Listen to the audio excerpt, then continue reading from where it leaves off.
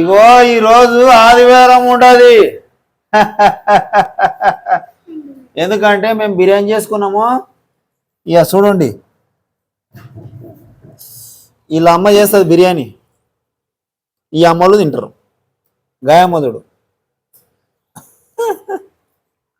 ఎందుకంటే హోటల్లో తెచ్చుకుంటే 2 ప్లేట్లు తెచ్చుకున్నాం అనుకో 300 కావాలి బిర్యానీకి.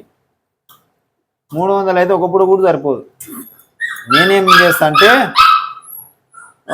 దాదాపు కిలో చికెను, 2 కిలోల బియ్యము తీసుకున్నాం అనుకో, దాదాపు 200 రైస్ అయితే 200 చికెన్, 400 మాల్ మెటీరియల్ మసాలా. మాది హోటల్ ఉన్నది కాబట్టి మాది ఎట్లుంటాయి. ఇక దాని తర్వాత ఏంటంటే గ్యాస్ గీస్ అంతే, మా హోటల్ ఉంటుంది కాబట్టి ఎక్కువ ఏమి 50 రూపాయలు మాల్ మెటీరియల్ పడుతుంది, అందుకో ఏమీ కట్టదు. ఇక పెరుగు 30-40 రూపాయలు పెరుగు పడుతుంది. దాని తర్వాత మేము చేసుకున్నాం అనుకో ఈ టైం తింటాం పొద్దుగాల. ఇక నాస్టా చేసి ఏం చేయం, పొద్దుగాల లేవంగానే 9 గంటలకల్లా బిర్యానీ అవుతుంది. 9 గంటలకు తింటాము, 12 గంటలకు తింటాము, 2 గంటలకు తింటాము, మళ్ళా 4 గంటలకు తింటాము.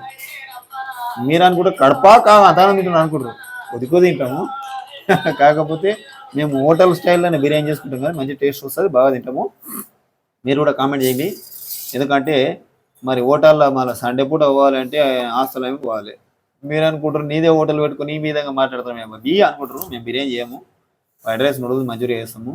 ఆదివారం జర గిరాకీ తక్కువ ఉంటుంది కాబట్టి మేము కూడా కడుపునే తినాలి కదా సారు, ఎప్పుడు మీకే కడుపు నింపితే కాదు కదా సారు.